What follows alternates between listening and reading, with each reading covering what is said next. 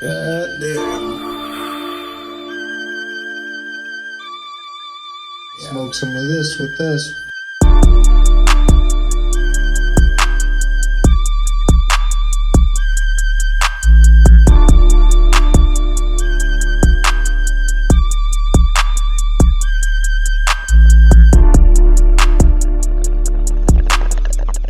All right, welcome back to the High as Fuck podcast. I'm your host, Danny, and this is my co-host, Wax. What's up, dudes? And today we have a very special guest. Special. We have a big guest. We have comedian, rapper, Tamale Kingpin, Todo. Chingo Bling. Man, it's good to be here, big dog. Good to be here. Man. Great to see y'all. It's been a long day, and I couldn't wait to do the High as Fuck podcast. Hell yeah, man. We're excited to have you on here, bro. It's fucking phenomenal and awesome to fucking have you in person here. Yeah. It's Hey, awesome. great day. I got to kick it with y'all twice today. So. Yeah. We don't mind it. Come back more. Yeah. And then Theo Juve was here while I was gone all day. So. Yeah, he's on shift, man. I think he was sleeping most of the day. Sleeping or stealing, one of the S's. I need to catch up with him. I need some rest. Yeah, man. So, how's your time been up here in San Antonio, man? Man, I can't complain, bro. Besides getting my car almost stolen. You were telling us, bro, that you got held up coming here because they tried to get your car a couple days ago. Yeah, they tried to pull a fast one. There's some new age crime going on in San Antonio, Bro. super coordinated, like premeditated. Yeah, shit. But nah. Besides that, bro, like I was very lucky to be able to come out here a few days early and Okay. kick it. And there's so much going on that I still haven't checked in with all my people Yeah. and gone to all the places. Busy Of course, man. Yeah, it's a big city, man. There's a lot of things going on here, especially nowadays. Everyone's kind of doing some sort of podcast. There's a lot of comedy's big right now, so all the comedians got podcasts. I'm sure it's a lot of work, man, when you go do comedy somewhere right now. Yeah, San Antonio's popping, bro. Y'all got it going on. Yeah, Trying to, I've bro. been having a trying. great time. Good. Happy, man. Happy to have you, bro. Hell yeah. and we try to have like a little bit of a comedy community here at our shop. Kind of do a little something different, man. We have a lot of comedians coming from Austin and stuff, so kind of try to attach ourselves to that community as well. Yeah. Kind of like old school people like Cheech and Chong did. It was weed and comedy. You go hand in hand together. Yeah, that's dope. That's a dope. Well, for one, bro, y'all did an excellent job. Not only with the shop and how it's like straight from the farmer, Dope, dude. but not only that, but like back here, definitely got a whole lot of vibes and like this. Thank you, I ain't thank gonna you. lie, like this wall is nicer than a lot of comedy clubs. Appreciate you, man. Him and his wife go all out above and beyond on everything in here. So Yeah. Great shout job. out to them. Like picking out all the posters and stuff. Yeah. You notice some of them, like that one's from Friday, that old school one, like that one was super hard to find. I had to like find a rendering of it and then get it AI fixed. Oh wow. Yeah, so it's like we try to find some good stuff. A lot of like old propaganda weed stuff, It's more funny now. Like looking at it, it says just say no, and then it has two joints like that. X that. It's fucking. There's funny ones, bro. There's some funny ass fucking artwork here. We appreciate you for liking it. It's fucking dope. Hell yeah, bro. Thank you, man. Yeah, so you said you had a busy day today. What other stuff did you do besides come do a reels for us? What was the life of Chingo today? Podcasting. the huge. Some phone calls. Well, just stuff that we scheduled to campaign, get the word out, let them know we're in town all weekend doing a bunch of shows. You do have a bunch of shows this week, right, in San Antonio? Yeah. For the whole rest of the week? Thursday through Sunday. So Where are they at, by chance? Laugh Out Loud Comedy Club. Laugh out loud. Hell, shout out go them, get bro. tickets. Y'all get tickets now. I'm sure that's going to be airing after the fact, so hopefully y'all saw him, Yeah. but I'm sure he did a fantastic show. Absolutely, dog. Hell yeah. Do you take dabs by chance? No, not right now. No? Okay, understandable. 'cause If you want this episode to come out, and I'd be like, hey, bro, we had to reschedule, dog. No, understandable. I did the Hotbox show that B-Real has. Really? Yeah. How was that, bro? Man, that was quite an experience. Really? Did you actually get super stoned on there, like smoking? Yeah, I really did. Okay. Even though I tried to cheat. What do you mean? Because I forgot they had GoPros all throughout that lowrider. Like everywhere, right? Everywhere. So you over here like, yeah, like I was saying, Like, half hitting it, switching to CBD. Hey, all the comments like, at 37 minutes, Chingo took a fake hit. At 22 minutes, Yeah, they made a super cut Chingo of half inhale. Yeah. At 11 minutes. he's going to hit this for real, guys, all right? I am hitting it for real. Yeah, see? Yeah, But I survived the B-Real thing. that's awesome, man. I'm pretty sure they smoked out with some super strong Fire, shit. bro. Yeah. Fire. Bro, I don't know statute of limitations, but he gave me like a big bag of weed, no pressure. A big, like a big bag. Like I think it was like at least a pound. That's good, bro. Some fire, bro. And then we had to leave. We were done with our California stay. Let me take this hit before I tell you the story. Hell San yeah. Antonio, Texas, +1. What I was saying is, I had to give like most of it away because that interview with B-Real, when he gifted me that, it was already towards the end of our stay in LA. So it's like, Yeah. like, bro, I'm leaving like in a few days. Like, Yeah. ain't no way. Yeah. Back to Texas. So we had checked out at Airbnb and we had to get the hotel just one night to go ahead and catch our flight back home because we were out there for a month. Yeah. And I was like, the whole time we were at that hotel, I knew I had this stuff on me and I knew I had to get rid of it. So I was going to see who's the lucky winner. So I was just looking at people in the hotel like, nah, that guy might be a narc. Or like, nah, that guy don't even smoke. This dude's a square. Until eventually I was like, the workers that were working on the room next door. Hey, Yeah. compadre. Hey, bro, you smoke, bro? Yeah, why? What's up, sir? You're like, be real. Anyway, he gave me this. He gave me this. I'm leaving. I want you to have it. And he's like, you hear them next door? I'm good now. You hear them next door like, a la verga. Like, Through the walls and shit. yeah, like, Happy as oh fuck. shit. Like, yeah, You really they gave us this. They gave gonna him pay a- their bills. You gave them as much as they were making, fixing that room up, man. More, brother, Probably bro. more. Yeah. Depending. Depending on what they did with it. We shall see. Yeah. That's awesome. Bro, that'd have been fire just to be fucking cleaning and come out and see you, and then you get gifted that as well. That's two birds, one stone. It's like, hey, quick catch. That's even. Got any more? Hand off. Yeah, bro, I like that. That's I would dope. have gone out the balcony and just blessed everyone out in the pool area, bro. Just sprinkle it out. Yeah. Handfuls. Yeah, man. So, so taking it back, when was the first time you ever smoked, bro? Can you recollect? Let me see. We ask a lot of people. Some of them say they can't remember, so they give us the most highest time they've been. But you can remember as Yeah. far back as you can to when you first puffed. First time. And was it Reggie? And did you get high? A lot of people say they don't I get know. high. I know. I remember the first time. I remember the first time. Now, I do have children. I don't think my children listen to this podcast. Yeah. Hopefully not. So 18 and up. 18 and up. Yeah, good. But yeah, turn it off if you my child. Right here, goddammit. Can't watch it no more. Yeah. So it was high school. Okay. You know. So Okay. About the average. Yeah. Okay. Did you get blown? Like some people say they don't get stoned actually, the first time. I really couldn't tell. I think it might have been I was feeling a little bit more of what we were sipping on. That's mainly probably what I was feeling. So you're I was back like, from- man, I'm high. They're like, nah, dog. Yeah, you're from back in that day, man, when it was those cups were being poured up, bro. What was in there? Something, right? Statute of limitations. Yeah. Allegedly. Everything's allegedly here, all right? It's all for Read the entertainment. tag in the beginning, all right? We're good. Don't worry. Disclaimer. Yes, So- exactly. So when you started off, were you in Houston? Like, Actually, I started here, bro. San Antonio? Really? Yeah. That's fire, bro. I started DJing in college in San Antonio at Trinity. Oh, nice. Oh, yeah. DJing like house parties, frat parties. Nice. And then I got on college radio. We have a Okay. radio station over there. That's dope. Got on there.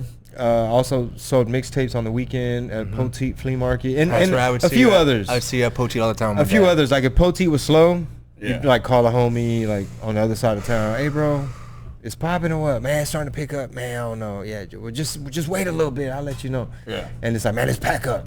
It's worth it. Let's just go over there. You know what I mean? That's dope. Yeah. Sell this work. So yeah, I started here. And when somebody first told me, like, hey, bro, my little nephew and them at their middle school, they're bumping your stuff over there in Houston. Yeah. And I was like, what?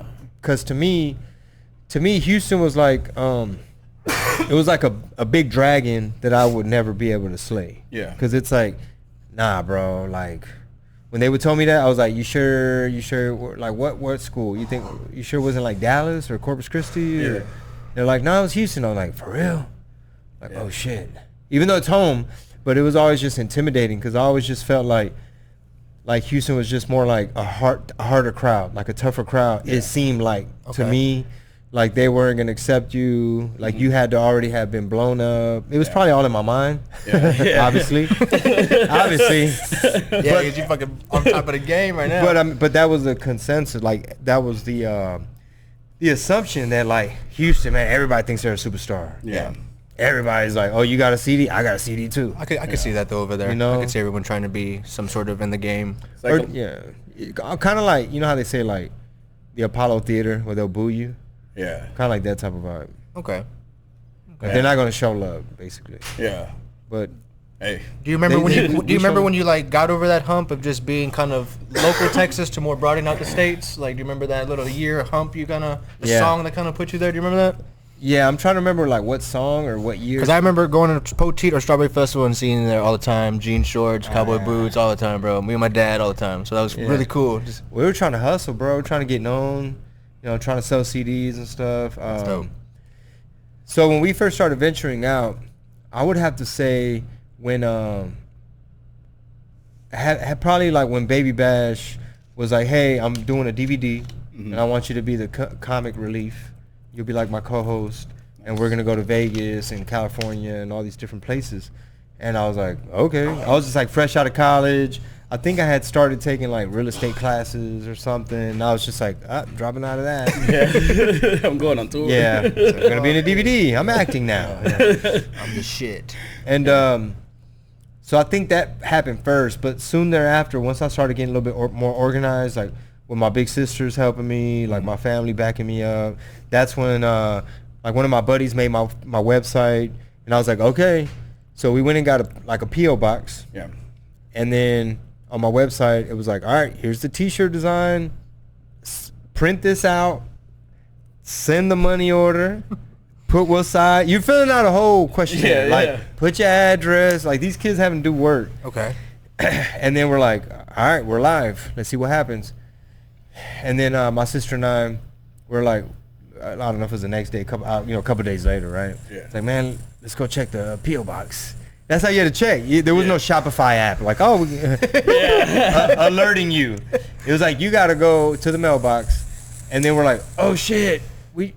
Arizona. Like, some kid. I think my sister still remembers, like, the city and all that. Because we're like, oh, shit. Like, somebody actually trusts us to send them an item. That's dope. But they already sent you know what I'm saying? You got to send their stuff. Yeah. But that's when we're like, oh, damn. And then when they started booking me in cities that I had no idea, you know what I'm saying? Like what the hell? What was the first major city that you're like, what the fuck is it? What is this? Like, you threw me off guard. All of them.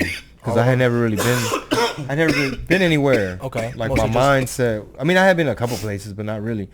But it was just, you started like, hey, man, they want to book you and bring you to like whatever, like Oklahoma City or something, or somewhere out of the state. Yeah, that's like dope. Fresno, or there's a big car show in Denver and they want to hire you, or That's dope. we're getting calls from Florida. That's awesome, dude. Yeah, that's badass, bro. Yeah. You've been around for a hot minute. That's fucking awesome.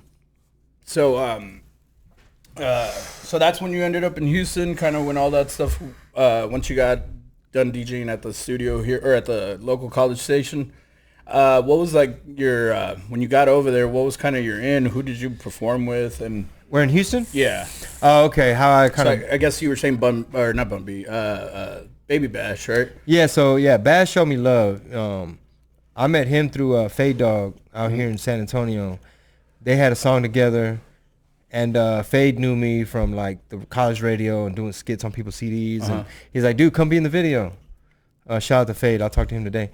He's like, hey, Shout out Fade Dog. So he's like, come get in the video. Bash is gonna be here. And I was like, oh shit, this dude's making noise, you know? And I was just trying to make him laugh, be silly, and then I broke character. He's like, oh shit. He's like, bro, you need to do movies. He's like, you had me going type thing. But later, fast forward in Houston, how did I start really? Just my name just started getting out, and people just, you start working with people.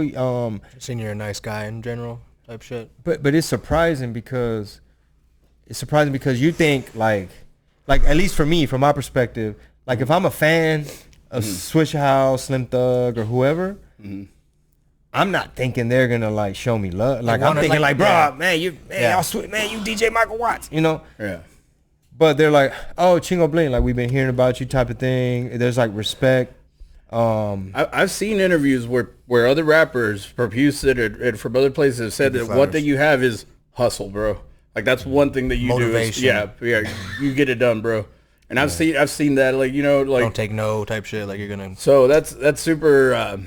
That's inspiring as an artist myself, because I used to be a musician, right? I played in a hardcore band, did all that kind of stuff. So seeing people from Texas doing it, like it's inspirational. You know, even though it was different kinds of music, but still, you know, Being a creative in general, coming and from independent Texas is awesome. and grassroots and It's everything. Definitely. like And those. DIY. showing love here all the time, not going somewhere else. You know. Yeah. But I relate to like you saying like the band thing, because when we started getting those calls and starting to explore, like you and your rapper friends and like your manager friend, or like in the very beginning, like your big sister, your brother-in-law renting a van because you're a kid, you don't even know how to rent a van, but you got an in-store appearance scheduled in California, and the store owner's asking for all this stuff, but you don't really have a manager, so I was pretending to be my manager. Hey, getting it So done. he's like, who am I talking to? I was like, yeah, this is Pete, and I'm just here to let you know, I'm one of Chingo's representatives, but Chingo ain't finna,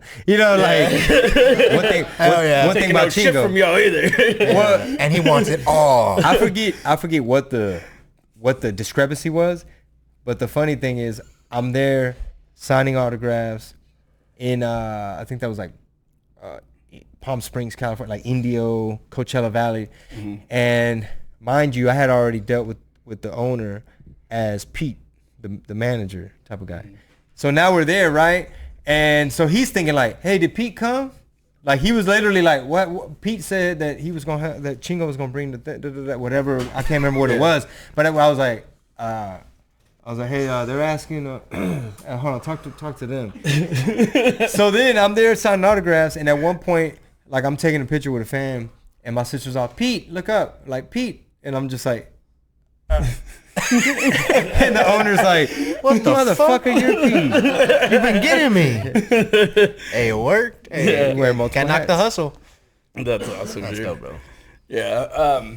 So getting back to like the weed topic, man, it's kind of like what we do here. We smoke the whole time, take dabs.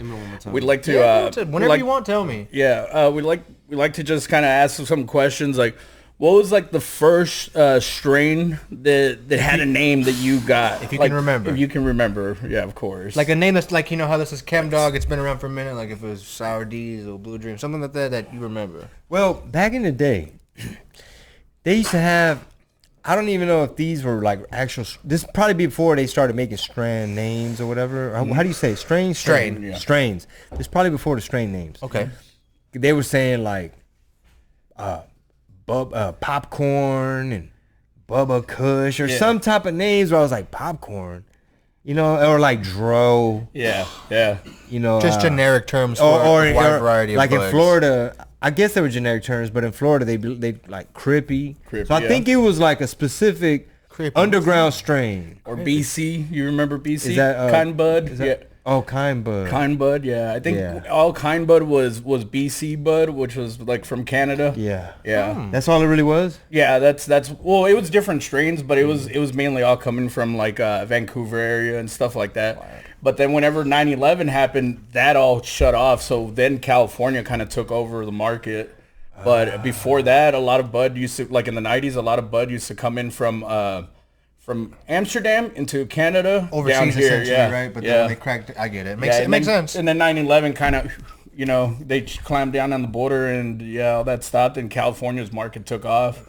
And that's how we have the legal market over there now. And the good thing about Danny Boys Yeah. is that it's coming from the farm. Yeah. And we're 50 state legal. Yeah. and you know what else? I talked to my wife earlier, and I was impressed how y'all were able to just, when we were filming the sketch, how y'all were able to just be like, oh, the gummies come from Austin, and that's from that farm, and that comes from da-da-da, and these people, da-da. Like, who you're dealing with. Yeah. Yes. Y'all dealing direct, because that's a big concern for me. Like, you're going to drive past 55 vape this, that, and it's like. They have plethora of brands in there. Yeah, and they never tried it. Yeah. But in my mind, it just don't sound too healthy because Yeah. it's kind of like, man, where y'all getting all these things from? It just looks like. Understandable. Yeah, you go in there and you go get your hemp products, and right next to it some kinky handcuffs, and you're like, and some lube right under there. You're like, let's go to hey, the other am I in the right spot? That sounds like the one I stopped at. They had rhino pills. Exactly, bro. It's fucking. bro, honey. Yeah, those honey packs, I'm like, bro. I just came for a battery from my little cartridge. Well, y'all putting all these rhino pills in my face? That's a big thing right now. That's crazy. But yeah, Rhino pills? that's a big thing. Why? I have no idea. In right honey now. form. Yeah, the honey packs. I don't know if you've seen those little like strips of honey. Yeah. Is it a golden thing that Yes. says honey sticks or something? Yeah. That makes you supposed to make you like Viagra. So it's not just honey? No. Yeah, what? I wanted to try Can it. you imagine if somebody thinks like it's just honey, like, oh, my kid has a sore throat? Yeah. That'd be fucked. I saw one this I guess this kind of DIY like scratch kitchen was making some wings with this. Oh yeah, he said these guys finna have to be hard eating good ass. I saw that shit. That shit was funny as fuck. Bro, that's wild. Yeah, honey packs and rhino pills are like, I don't know, and like my age range too, like 30-year-olds. I don't know why. I don't know why. I have no idea. Yeah. That's why Sanchos are in demand because Exactly. because nowadays dudes just Yeah. lost in the sauce and Yep. got no direction, Yep. and the chicks, you know, I don't be talking to the chicks, but I hear Yeah. people be Yes. telling me, my homies be telling me like, yeah, man, chicks these days, man, they just be like, you know, these dudes be on this type of stuff, or they don't do this, or the girl, or like I did a few podcasts earlier with female hosts. Okay. And they would just mention stuff like, yeah, some of these dudes, I mean, I just, you know, it's just, I'm just so independent. I ain't got time. Da, da, da, da, da. And I was like, there's good single dudes out there. Yeah. There's just like there's good single women. Yeah. It's just a matter of like putting yourself in a position. Lining up with each other. Yeah, like having a system of like, well, what are you doing? Like say if somebody is single, and it's like, well, what are you doing to meet somebody? Where are you going? Where are you networking? Basically, Yeah. Yeah. what do you? Relationship, just like any other relationship, it's just that one's gonna be more intimate essentially, and then, you know. I'm good now. Got you, my guy. Which one is that one, Danny? I really liking that one. This shit, I don't even know. I thought it was Kim Dog. No, that first one you smoked was Chem Dog. This is another joint. we Y'all made done, up. that ain't the same one? Nope. No. You know, this Kim Trails. I was at, And when you cross them, yeah, it's harp. I like that one. I like that one a lot. They're like, what's this? Motherfucker, this harp. Like, what the fuck? That's fire.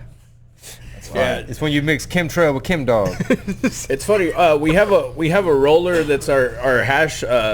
The guy that makes our specialty joints, and him and I used to work together on the Riverwalk, right? And him and I, he was a bartender and I was a server, and he we didn't really get along. We were just kind of two different guys. But I remember he would we were both into boxing, and that was when Canelo was fighting. And I remember he would come up to me. One thing that we shared was your videos. He'd come up to me. He'd be like, check this out, and I'd come up with the next one, and still to this day, like that's how I have a connection with him, and he's our roller now. So That's badass, thanks man. for that. Shout out to the roller. He was stoked Yeah, that you were shout here out at the Martin. shop. Yeah, shout you out, Martin. Shout out to the roller. yeah, Fire, bro. Hell yeah, dude. Yeah, them first Canelo ones went crazy. yeah, That blew up my Facebook. My Facebook page just went like. That's probably, I don't know, back maybe they had a different algorithm or something. yeah. But I remember those went crazy because a lot of people either like, I'd heard of you, but I didn't really pay attention, or like, I heard of you. Well, I used to listen to you, but then I kind of like stopped, or I have no idea who you are. So, Yeah. but I like Canelo these. got you a renewed fan. I mean, that was essentially. one of the things where I started to break out of what I felt limited by. Okay. Break out of the only thing, because That's awesome. That's awesome. yeah, super awesome, because that was like a long process to even get to that point. Gotcha. Of like, where's the hat? Where's the boots? It's like, motherfucker, my feet hurt. Yeah.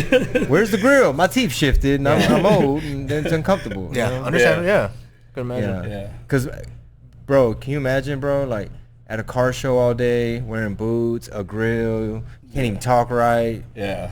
The hat. You gotta You're stay in the character, I can imagine like when chicks like pull off their lashes, they finally they wipe off. Like that's how it was. Like my feet hurt. This grill, yeah.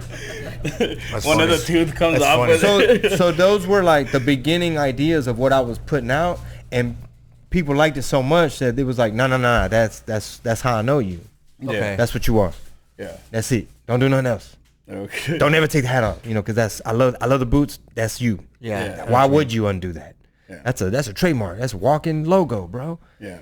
So those Canelo skits kind of made you want to do more comedy in that avenue instead of what you were doing with your character, or Basically, I was just trying to show people other sides of me and all I'm able to. it's fire. Like, it doesn't always have to be one medium. It doesn't always have to be in rhyme format. It's not always going to be a song or mixtape. Like, I was trying to tell people, like, I want to do other stuff, and you might see me doing other stuff. Yeah. And I'm trying. Y'all got to let me. But you did the other stuff really good, so that's awesome. I had to ask, did Canelo's team ever reach out? The only person I've ever, like, met from his team is a dude that does security, like, for his family. When it's a big fight and it's, like, all his brothers and nieces and nephews and sisters, or everybody, the wives. That's when he's mainly around, I think. The big fights, big events. But he's the only person. But he gave me the feedback. He's just like, he's like, bro, I love that shit. That shit's funny, bro. Like, he's like, awesome. yeah. That's awesome. Maybe I'll meet one day. I'm like, shit. I don't know. Maybe. Set it up. Yeah. What the fuck? Yeah. I saw you had did one with Chris, the Nightmare. Like, you had did a skit with him. Oh, yeah, a long time ago. Yeah. That was pretty good, man. Chris Ariola. Chris Ariola, yeah, man. Yeah, he was good, bro. I liked him. That dude lost sometimes, but gave his fucking all, bro. He gave that motherfucker would end up just more beat up than he went in looking, Yeah, he was good, bro. Yeah, definitely a warrior for sure. Yeah, that was when heavyweights were banging. Like it was him. There was I guess it was kind of the end of the heavyweight era, like back then. And I guess now it kind of took off again with like Tyson Fury and all of them, but. Yeah, I'm not that big into. I don't know boxing that well. I was like, I don't know that at all. I remember seeing Chris Ariola like with his team, like his crew, like his boys. Yeah. So he had like one homie that was like kind of like the nutritionist type of dude. The other homie that was like always like, hey, we got to be working out. Because do you remember when he like lost a bunch of weight? Yeah. It was around that time. Yeah. Like it was for that fight, no? Probably, but yeah, he had like Steve Earn, or who did he fight? I was at the Steve Earn fight, the Haitian dude. Bermain Steve Earn. Yeah, Steve Earn. That was his like that big dude, right? Yeah, big Haitian dude. Yeah. He beat the shit out of Ariola. Yeah, I remember Ariola lost. So yeah, you're hanging with him, and you're with him, and it's like, oh shit, like, are we still gonna kick it?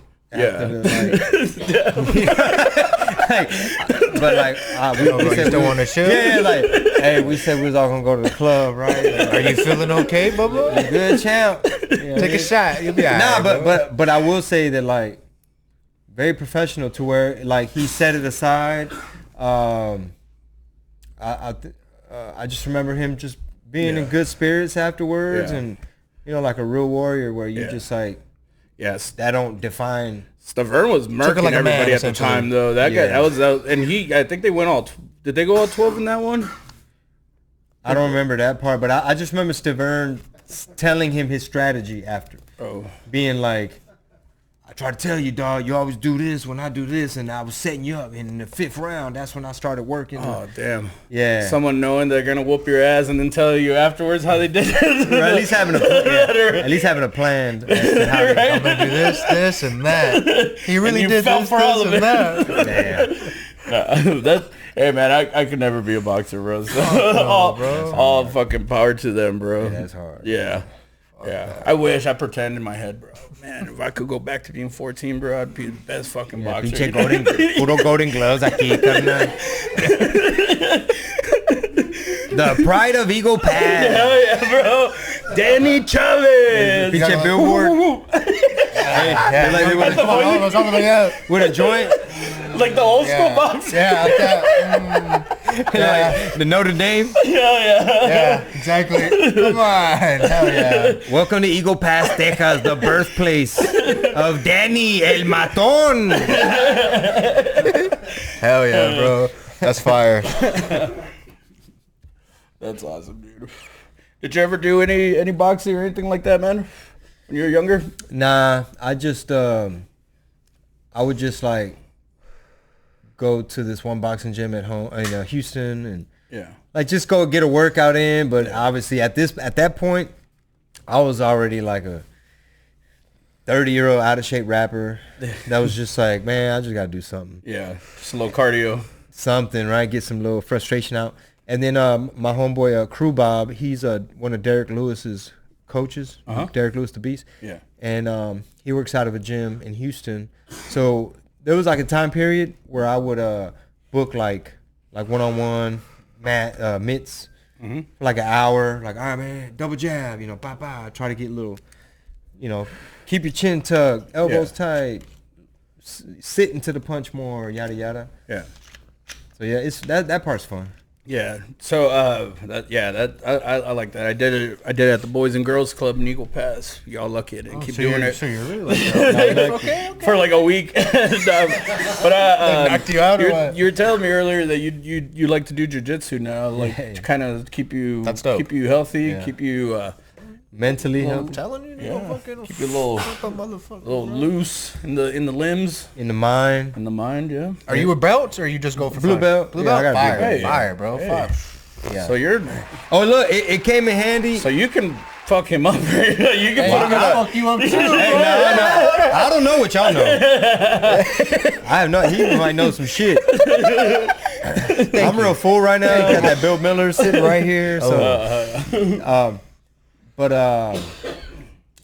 it does come in handy. The little bit of delusional confidence that you do get. like for example, I was performing. I'll give you one example, right, out of several. I was performing in Brownsville, Texas, with Mario Salazar, Raymond Horta, and it was like a bar. It wasn't like a comedy club. They don't really have a comedy club yet.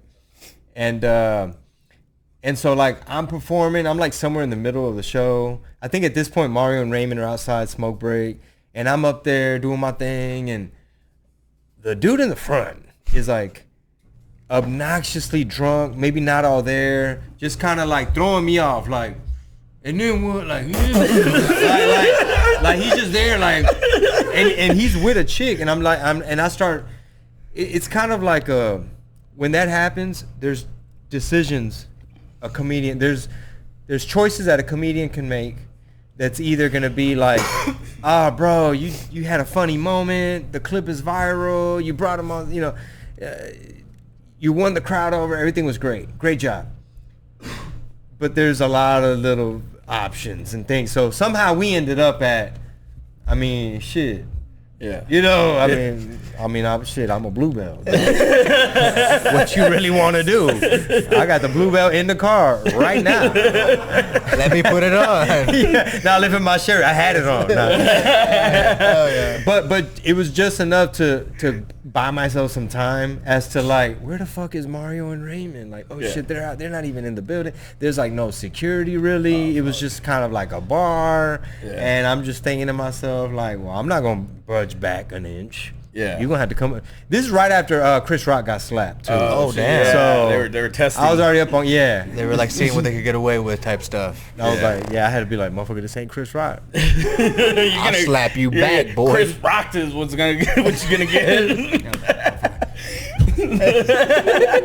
Right when you go like this, the Cobras, bitch.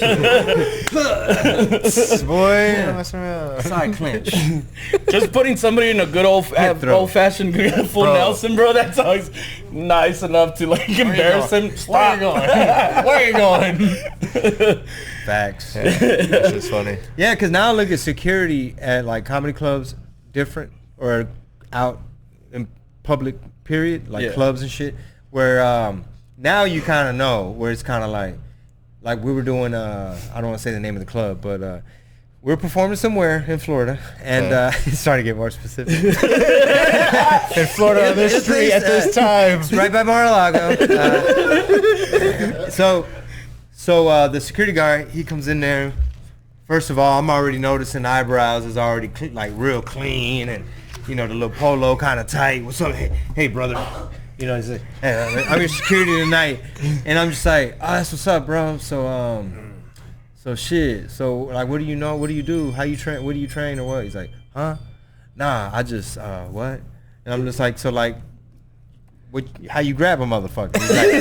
He's like, man, you know, I ain't gonna lie to you, man. You know, I just be doing curls, wear this little polo shirt, and I'm like, man, you just a polo shirt wearing motherfucker. You just Got your polo tucked in. That's all. And that's when I started Just looking buff, bro. Yeah, I started realizing like, nah, to be effective, you kind of gotta practice for certain scenarios. Yeah. Like I want a motherfucker that practice for like, come at him with a rubber knife, and I want him to be able to just Take it away from you. There's a comedy club in Austin, the biggest one right now, where it looks like they've hired fucking ninjas to be the staff there. Wait, which one? Besides like the mothership. Oh, okay. Every dude looks like either Humongous. like an ex-Navy SEAL, like Bill. big old dudes. Just there's the comedians that are working there, and then there's the real security that's working there. some shit Yeah, pop dude. off, bro. Yeah, because I mean, Especially in Austin, bro. yeah. Yeah. Yeah, that's a $100 million man on that stage, dude. They need Get you. he needs real They'll get security. you. Security will get you. Yeah, dude, they're watching everybody in line. They're making sure that crazy asshole didn't fly from across the. Watching this fucker, you don't fucking sneak Yeah, in. you're there every Monday, right? Right there, bro. Have you ever gone and done a Kill Tony like before, trying to sign up before? No. No. You going to? I'm too famous for that shit. Right? Okay. No, I'm just playing. Okay. I just want to be able I to was like, say that. hell yeah. No, I thought, fuck it. I was gonna get a big laugh. But y'all like, nah, I think he's serious. I was like, he's serious? Fuck yeah. That's for amateurs. Nah. For one, I don't have a hot minute. That's something you got to practice. Okay. Yeah. Having a fire minute, that's a whole other muscle, bro. Yeah. My For sure. style, like I need To to, keep going and not Yeah. get flustered with all that. Yeah. or no, like just to have a condensed material, a condensed act. You're not everywhere or something. Like that variable, that time restraint is not natural. Yeah. It's not normal. 60 seconds, yeah. Yeah, it's for a one-liner type comedian. Yeah. I mean, when really it's to hurry up and see, because we're trying to make a cool content. yeah, yeah. You know, but in the real world, when are you ever going to be like, unless you're giving a toast, when are you speaking for only a minute as a comedian? Never. Never. So it's just a really cool variable though. It's like, it's almost like when people do jujitsu in a car. Have y'all seen that shit? Yes. Yes, the tag in the car, like, bro. Yeah. It's like, there's jujitsu, but have you ever seen jujitsu in a car? And they're just going It's at like, it, bro. oh, like your seatbelt, bitch! Yep. And they're just going, they're just fighting, bro. They're just fighting. They're just going at it, bro. That's fucking awesome. Grabbing the seatbelt, putting it around. Bro, you never seen those? No, I haven't. You have to see them, bro. They're in a small little Tight sedans, space, bro. baby. Yeah. Seeing if you Shit. could fucking. That's all I need. That's the type of training you really need, man. I Close could be in a combat. car seat, motherfucker. Got him, bro. Oh yeah, dude. What are we? I don't think Canelo trains for that. So, Car seat, yeah. So that's really, you know. Challenge him to a when you fucking- were yeah. asking me, like, have you ever met him? I mean, shit, we can meet however you want. What we doing? In a car? On the ground? In the You car, can't- in the car, he might got you. Now think about it. Think about it. If all your kinetic force of his punching power, he's punching you from the ground up, from his everything. legs, and he's able to get torque and all that type of shit. Try to get torque on the ground. Yeah. Yeah. Get on the ground, show me some torque. Yeah. Come on, DAZN. All of a sponsor sudden, that. what? All this shit. Get on the ground and do all this shit. I mean, if you're like full mount, yeah, you can do a lot. Beat the shit out of him. But if you're like laying on the ground, Laying on somebody each has other. you pinned. Yeah, I know what you mean. Like I'm this, not saying I like can you pin look- Canelo like you- yet, Yeah. but hey, I've been drinking milk. In the brown belt. What's the next one? Brown belt. Right? After blue, Yeah. after blue, purple. Purple. I'm thinking karate. But you need a lot of stripes. Purple. How many stripes is there per belt? I mean, I think most gyms do like 4. Okay. Are you blue with some stripes Nah, I or ain't just got no blue? stripe, just blue. Baby blue. Did you just get blue? I forget the date. I need to check the date, but it was it might have been a few months ago. For you going up to a color, you gonna do anything like special, like Fireman? All gyms are different. All gyms are different. all coaches are different, and my big sisters, they asked me the same thing because. I want to know if you got. But this is why they want Cobra Kai stuff. Or something. The reason my sisters wanted to know, like, so what are you supposed to know how to do now that you got your little blue? You know, because you got to defend the family. Because you got to remember, like, I'm junior. Back home, I'm junior. You know, very overprotective. So really what they want to know is, so when can we go support you at a recital? Like, you have a recital, we can show up with, like, flowers and, like, take pictures with you. Oh, yeah. At the other opponent. Yeah. This is my family. When can we see you in action? It's like, Do you ever compete in any sort of competition? I haven't done any tournaments. No. That'd be pretty cool. Would you to see you? Like, that'd be wild to hear. Yeah, I might have to do like a in-school tournament first, but it's a confidence thing. Like, I just want to, like, accumulate, some skill, like some more moves type shit, or like concepts, or work on a particular thing. You want to go in there and whoop some ass. Some knowledge. You want some Yeah, knowledge? I'm not. I mean, I know, like, your first time, it's probably gonna be nerve-wracking either way. But like what he said, like, I want to just feel confident with all the concepts. Like, for example, I'll give you an example. So, Because that purple belt could put him in something and he doesn't know how to get out of it. Yeah. But then I got you. so I'll give you an example. The homies from 10 Planet. Shout them out. Yeah, shout out 10 Planet San Antonio. I worked with, like, I visited last year. I don't know if that was my first time. Juan, did I go 2 years ago? It was just last year. Was that my first time? Yeah, last year. Really? Oh wow.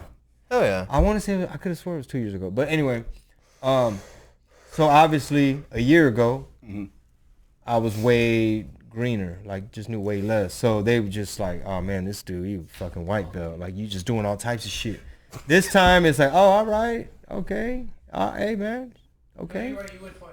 You went 2 years ago, and then you went last year too, and then you went this year. So this year's 3? Yesterday was 3? Third one. Oh wow. Yesterday was the third time working with them. So obviously a lot of time goes by. Yeah. And shout out my gym back home, Urban Jungle. They teach us real good, give us some good game. And I do my homework and, get on YouTube, pinche tutorials. Yeah. I'm a black belt on YouTube, carnal. And we back on YouTube. Hell yeah. They were like, you're here for the tournament? You're with the blue belts? It's like, well, I mean, I'm are we black counting belt. YouTube experience? Like, I might get you in the So that gave me a confidence boost when they gave me the little compliment, like, hey bro, all right, hey man, that was solid, or like, hey man, you got better, type of thing. Yeah. Where it's like, I hope so. A whole freaking year went by. Yeah. Oh, that's good. Can you notice the difference though from you going the 2 years ago to now? Yeah. Yeah, you got better stamina. You can like. And no, I think I managed my energy better, and Okay. my breathing better, to Cool. where it's kind of like stamina. Okay. You're just being lazy. It's like riding a bike, bro. You know how to do everything like that, or No. no? No. I'm an old guy with a hobby. All right, I just like to talk about it on podcasts. No, that's dope. Don't get it fucked up. Think I was serious about Canelo. I went and did that Dab Room podcast, and they asked me, hey, do you want to come work out? And I was like, yeah. They put me in an intermediate class and taught me a move called Twister Side Control. That sounds wild. Yeah, bro. For your first day. For the first day. They said they had him go. Whoo! I said, damn, That's what I bro. said. I was putting Mike in a hold, and it was hurting me. So I was like, am I doing it right? He's like, no. And I'm like, okay. Then we would try it again. And I think they felt bad, and then they said, yeah, you did it right. So they just gave up. Let's go do the podcast. Fucking suck. Bro, Twister sound kind of advanced. No, yeah, it was an advanced kind of class. I said, yeah.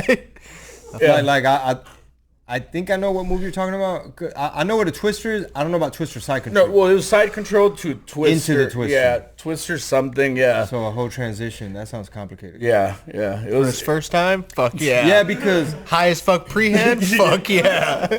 in my opinion, it takes a while just to even know and to feel how to even contort your body into certain positions. Like for me, I'm speaking from my experience, like just understanding my own balance and center of gravity, like just feeling if I'm stable, just feeling, how I'm positioned to where if they pull me, am I gonna fall, if they push me, am I collapsing? Just, you know. Yeah. I don't know, dog. Dude, yeah. Feeling more aware of yourself, essentially. Jiu-jitsu is one of those like intimate sports where like you kind of have to, I guess, get to know your core essentially to make you work like all that's the one thing that I extremities to your noticed. strength. When Mike's like, I'm a big guy, but whenever I started rolling with Mike, he became like a much bigger guy for some reason. Like I was like, man, this dude's solid. Like I couldn't move him. And then he'll roll with me. Muscle. And then he'll roll with me and know how to adapt to me to let me work. Oh, nice. Because he's not gonna go full blast on me, Yeah. bro. You know, he's got pounds on me and years and experience and technique. You are a bigger dude, so that makes sense. So props to Mike, because it sounds like obviously he knows how to utilize, like, I'm gonna apply pressure in a way to where a guy who you're looking at him like, man, you're smaller than me. Yeah. But the way he's putting his shoulder in this square radius, you know, or the way his forearm is perfectly hit. Yeah. But your hips are going that way, but your spine. It's like a puzzle piece, bro. Yeah. It's just leverage, bro. Like Yeah. the human body, like fucking, you know, fulcrums and levers and Fuck that. carotid arteries, you know, fucking oxygen. Damn, you're pressing on them motherfuckers too. That shit hurt. That shit hurt. Oh yeah, that's how you put them to sleep. Just fucking. Oh, okay. So it's a There's something chokehold. Well, yeah. So there's something called a punch choke where they fucking. Right in the fucking side, bro. Yeah. That's, The karate chop, the fucking. It reminds Austin me of Powers, that. baby, in the It back. reminds me of that game that kids back in like junior high used to play where they used to like breathe and then used to go. That thing right here. That's literally what it is. Game. Yeah. And The choking game. Yeah, what the fuck? yeah, on the school bus they would do that shit. Yo, what kind of fucked up school bus is that? Hey, 90s. looking back, well, they did that on my school bus, but like, Same. but like looking back, knowing what I know, just like part of me wants to like at least explain to the kids, like, do you at least want to know why you're falling asleep? Like, you know what I mean? Like, all right, kid, look, there's a carotid artery right here. It takes oxygen to your brain. When you cut that shit off, no more oxygen. You're gonna go to sleep. If you don't let go, motherfucker gonna die. Yeah. So I just want you to know that about your little fucking game. Stupid motherfucker. Just choking people in the bus, huh? Bro, yeah, that show. You did that to somebody? The kids would do that, bro. No, I asked her, you did that to somebody? Yeah, we used to do that. Sometimes they would do it to themselves too. Yeah. I've seen that where people try to knock themselves out or some shit. Goofy, dog. Goofy. You don't want to do that shit. Fuck no. Yeah, do not do that at home, kids. Yeah, for real. Don't try this at home. Yeah. But jiu-jitsu, yeah, there's totally, I mean, Hey, it's legitimate there. controlled environment. I like when my coach back home at Urban Jungle, he's like real calm when he explains stuff to you. And then he'll like make the distinguish of like, well in the streets, you know, in the streets, you wouldn't let go here, you'd gouge that, one to the groin, break the arm, you know. But he'll say it real calm. He's like, that way he could wake up with a broken arm. Where it's like, you can put him to sleep first.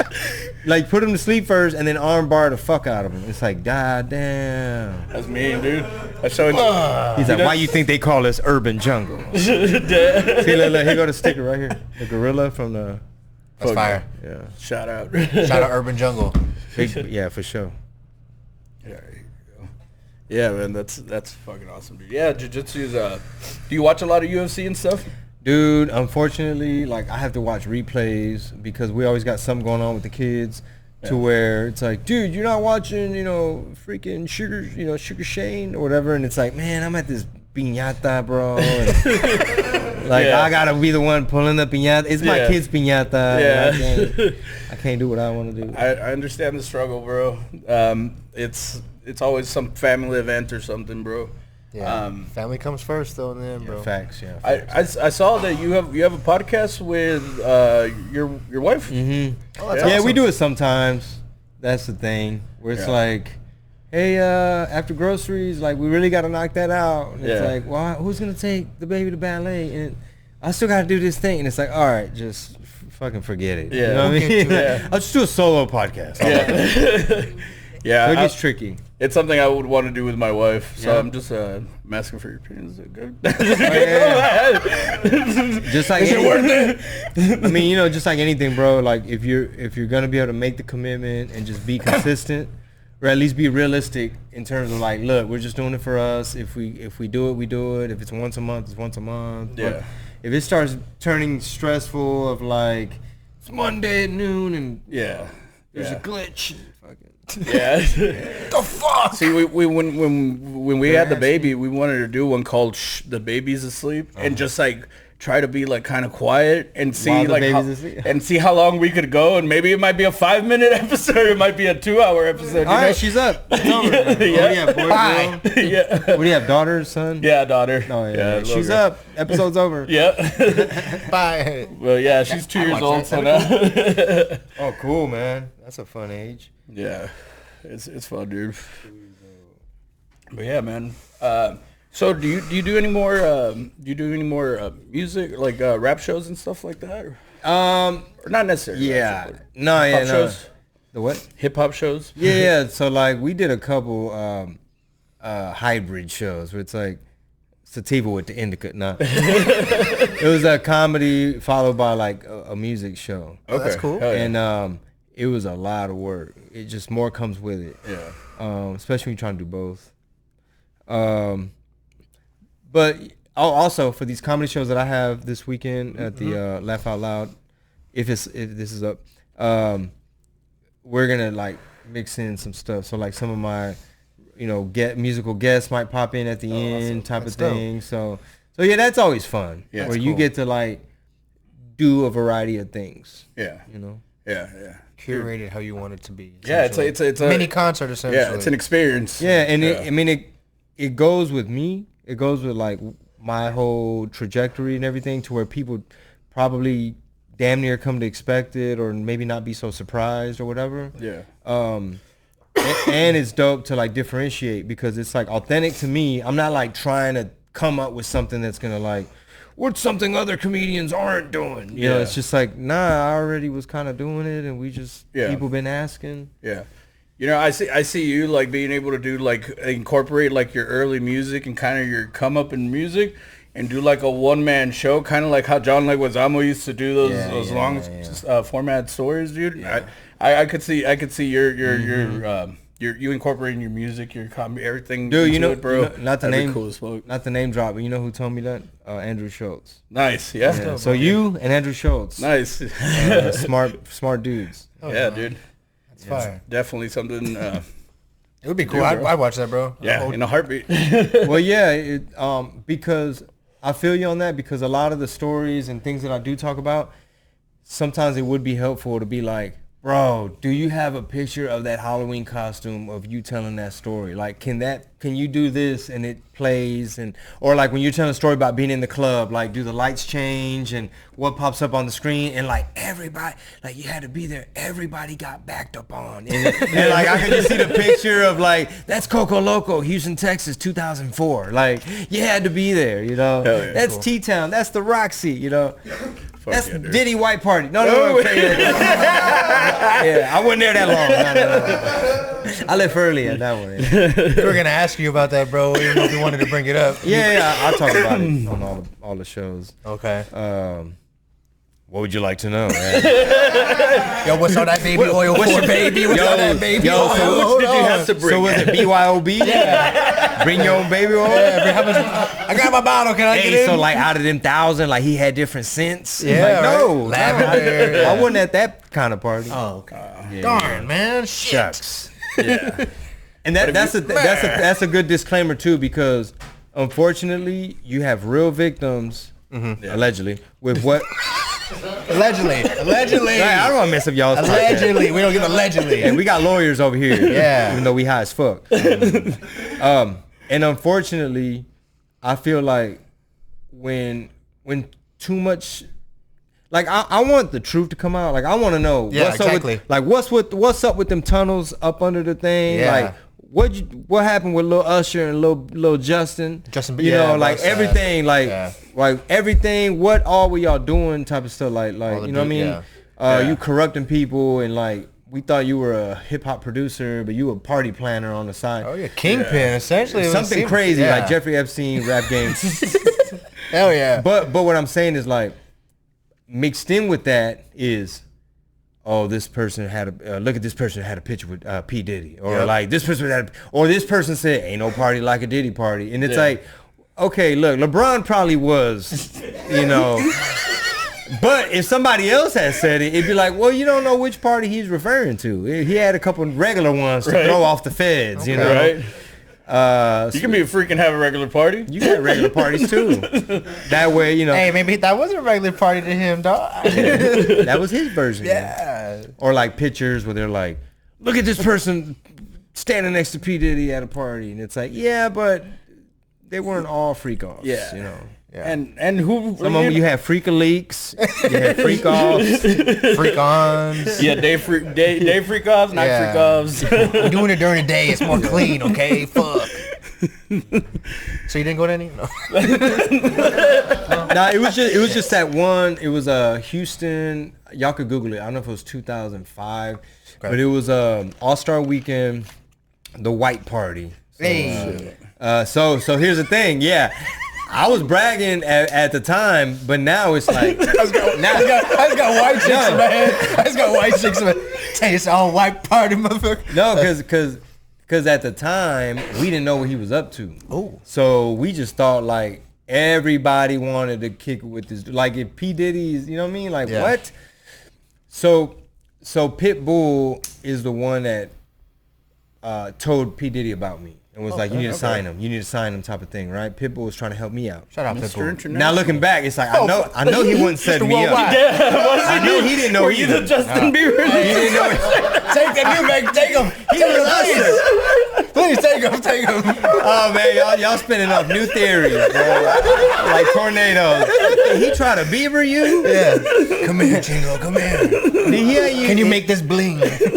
Was he your parental guardian? You was in his custody for 48 hours. So anyway, so I was like super starstruck because it's like, bro, this is Yeah. the CEO, like, dude, Puff Daddy. like even Jay-Z, there's like footage of Jay-Z being like, you know, when he stepped on the scene, he was just like a different type of mogul and da-da-da-da-da, and it was like fly and young. So, like, dude, I went to high school in New Jersey, and in the 90s, I was on the East Coast in the 90s listening to New York City radio, like Hot 97, we could pick it up. You were? Yeah, because I went to high school in New Jersey. Oh, no shit. It was a boarding school, so I lived in a dorm, but we could nice. pick up the radio from over there. Oh, yeah. So I was seeing Wu-Tang step on the scene. New act. Wu-Tang. awesome. New artist, DMX. That's awesome. New artist, DMX. We're going to be interviewing him after this. So, like, I'm just like, hey, have you guys heard of, like, the Fugees? Like, they just came out with a song, you know, and they're from New Jersey. You know, Tretch, Naughty by Nature, they're from New Jersey. So at that time, Redman was from New Jersey. Jersey boy. Like, I was, like, listening to dance hall reggae, like, a New Jersey house, like, I know what you're talking about. all this shit. But anyway, so my point is, I'm over here starstruck, like, bro, P. Diddy wants to do business. Yeah. And that motherfucker has some Navy SEAL type security. And he had HPD. He had HPD in the hallway because they rented out the entire floor. They rented out the whole floor for they could stay. And the suite, like just one of the rooms, which was a suite, was like, like this is the living room. We're all here. They're watching TV. And we're all like, is he going to go change? Because like, damn, bro, like it's about to be 1 a.m. Thank you. And all my crew was there, like my DJ, some of my artist friends, my camera guy. So he let them be there with me. Yeah. And then when we rode to the club, to the venue, I rode with Puffy and his assistants and all those people. And HPD was driving, and they had the motorcade, so they had motorcycle cops like blocking lights, Couldn't make like a us funeral, move there. like a funeral, right? Yeah. And then you had a pallet of baby oil on an 18-wheeler. Nah. Yo, what's with all the bottles? And they with us. Nah, they with us. Playboy, take that. Man, And then all he this said, take sounds that like you're... right in my ear. Nah. Take that. Like, damn. What the- Take what? Nah. He did not take me shopping. Nah. So think about this. I'm an young underground rap artist with like a chip on my shoulder, and we're walking into the party with the man of the hour, and all the radio station people that's like, man, I don't know if we want to play your stuff or not. Like, yeah, you kind of local or whatever. They're just like seeing us, like fucking Chingo Bling's walking in with P Diddy. Now I'm like, man, I didn't really walk in with him. Bro. There's a lot of people wore cowboy hats back then. Hey, but like inside your head, like knowing what you know now, $10 million deal. You signed that, You just answered that, Like, bro. hey, the whole interview, he's like, Chingo didn't really sit too much. He was like, yeah, what y'all want to talk about? Hey, but you know what, dude? Like when I turned down the offer to be on Bad Boy Latino, dude, think about how tough a decision that was. I can imagine. To close your eyes and meditate and think, is this the right choice? You know, like, do I, you know, get on TV and get all this exposure and just, you know, get in the game type thing, or stay on the path you were already on? And tell like Pitt, like, thank you for lighting this up, but I'm not gonna do it. But long story short, did not do it, turned it down. And at the time, of course, it's like, dude, you're self-sabotaging your career. Yeah. You need exposure. You got to get your name out. He has 4 TV shows on MTV. Like, Making the band. yeah, you can be fetching cheesecake, Go give me some Cambodian breast milk. holding the umbrella. But God was looking out because I was not a victim or a witness. Yeah, dude. Yeah, they were looking for a Mexican to pin it on, and it wasn't this one, man. They got Justin instead. No. They got a little white boy now. So we're going after Justin. Oh shit, man. That's wild. That's wild. He came in contact with the Puff Daddy himself. Yeah, Dodge the Diddler. Yes. Yeah, He didn't diddle you. They didn't get him diddled. That's dude. Yeah, I would have been starstruck as hell, dude. I would have been every single thing you said, but you made the right choice, bro. And And you know what, too? Stay though? true to yourself, bro. But And it worked. Look where you're at now, bro. Hell yeah, we here high as fuck. Exactly. yeah, But you know what else I wonder too? Like, was he even doing freak offs at that time yet? That's what I Like, when did all this 69 God stuff start? So like, we had a regular That's that his supposedly nickname? we had a regular that supposedly came in here and said that he used to do business with him in the '90s and said that everyone was aware that he was doing that stuff. In the yeah. So I don't know. I don't know how much cadence that regular is too, you know. But I honestly didn't hear any of that back then. I mean, I was just like a rapper from Texas, but I mean, not until like Pimp C started saying stuff about, like, you know, that was one of my favorite Pimp C moments, bro. He has so many. Sometimes I just bags blown out.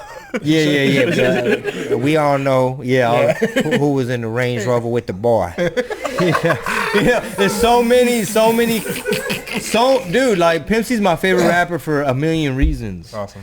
And his interviews are timeless because, kind of like Kanye, like, he'll say some shit that's just like, It'll come later. it cuts through. It's like funny, entertaining. The DJs are like, what the fuck's happening? Like when he had that whole thing about Atlanta being East Coast. yeah. Like, that was fun. That was a classic interview. I like to go back and watch those when I'm having a bad day. Yeah. Or like I'll just bump a Pimp C freestyle, like BET Rhapsody The Basement. Yeah. Or like the one where he was like, and another thing, hold on, boy. Another thing is this, you know, when he starts saying, me and this man, we ain't no freaks, you know, we family men, you know, we not out there trying to trick off these hoes, like. Yeah. He sounds just like her, bro. That's fucking fire. I met him once when I was a kid in the Market Square. It was dope. Yeah. It was great. It was great meeting. I wrote him when he was in prison. Okay. And you know, he told me about, like, when I finally got to meet him in person. That's when he told me, he's like, only about 3 motherfuckers wrote me. It was you. He was like, it was you, Too Short, Paul Wall. Like, he like knew, like, on one hand, like, nobody was looking out, reaching out, nothing. That's awesome. Says a lot about you, bro. So that's dope. I mean, I'm a huge fan, so I'm just like, you know, dear Mr. C. How are you? I hope. Comment, sir? Yeah, Let me know. I feel really bad for what they're doing. And like, why are you even there? Like we miss you, bro. Yeah. You know, like, for the record, you're my favorite rapper. Yeah. You know, so that was cool. Hey, man. Yeah. That's dope. And that's awesome that he acknowledged that too. Like when you met him, You have that in your head that. But I didn't get his info, man. Right. It was one of those where he was like, yeah, so these labels, they don't want to see us, exchanging notes, man. And then he's like, hey, make sure Chingo get my info. And then he's like, I'm going on stage. And he was like the headliner of that show, and he went on like early, like second. And I was like, why? Because for me, I was like, I was pulling stunts to go last, even if I wasn't supposed to be the one going last. Like that was my little young mentality. Yeah. And I'm like, why did the GOAT opt to fucking get this shit over with, man? Because like he wasn't feeling it. Like it was just like a weak ass turnout or something. Yeah. Like how do you drop the ball with like you got Pimp C, Yeah. Chingo Bling, all these people on the same lineup? It's a big ass lineup, dude. I think it was Phoenix, Arizona. I would've and- loved to see that. like a big. It was still a lot of There it people, is. but it was Phoenix. a big place. I Yeah. think they just, I don't know. my experience playing Arizona. It's always a kind of an iffy place. Mid-level type stuff. Yeah, I I remember like loading up one time and a guy, we're like, hey, what's up? And he just pulls out a gun on us, and we're like, oh, never mind. I didn't even tell you hi. I'm sorry. that was in Tucson. Have a bad day. Yeah, and then yeah, bro. That's funny. That's wild. I've never been to Arizona. It sounds scary. No, it's great. nice. I love Arizona, bro. Yeah. I love it. And weed's legal there. Oh, it is? I haven't been there since it's legal. Wow, I don't know that. Yeah. That's dope. Yeah, it's completely. What's one state you had like the craziest encounter in? Like some wild memory of you being on tour, going around comedy side? Oh, comedy side. I was gonna give you. Or rap story. either or both. Give me Well, I'd rather hear the rap story. the rap okay. Well, comedy. There's a lot. Yeah. Yeah, there's endless. We could, Tell me if you some. want, we could just stay on that subject. Let's go. Tell me some. Tell me some. Well, I remember like when I first started going to Chicago, I was like, oh shit, this is like a big ass city. And like I was a big fan of Do or Die and Twista Fire. because they kind of had Houston ties because like Rap a Lot put out Do or Die. And so you're just kind of like, you would see so many Chicago things in movies and things like, a lot of my favorite movies are Lingo, John everything, Hughes films. Which one? I said lingo, so just like the lingo they use Yeah, in the everything. Like, so I'm just like, wow, this is a really cool city. Like, damn, is that the ocean? Like, that's a lake. and then I realized like they invented like a lot of gang shit. Like they got a lot of gangs. Like we were at a flea market, and I remember seeing like a poster of like all these little monitos, and they all had like different colors and like little names and symbols, and I was like, oh, that's a cool little poster with all those like monitos, and they're like, oh, that's like all the gangs of Chicago. Oh shit. And I was like, oh shit. And they started breaking it down. Like these offshoot of these, you got Gangster Disciples, you got you got the Latin Kings, and these are folks, non-folks, And I was like, oh shit. And it could get real gangster out there. Like Imagine. I remember one time we were out there and we had a female publicist on the team. But she had like a couple little tattoos and I had some of my rapper friends, so they probably had like a shit ton of tattoos. And we were like, you know how sometimes you're in two rental cars, you're trying to get something to eat, right? Yeah. So one person finds parking first, we all get out, we're looking at the menu, and they're taking long.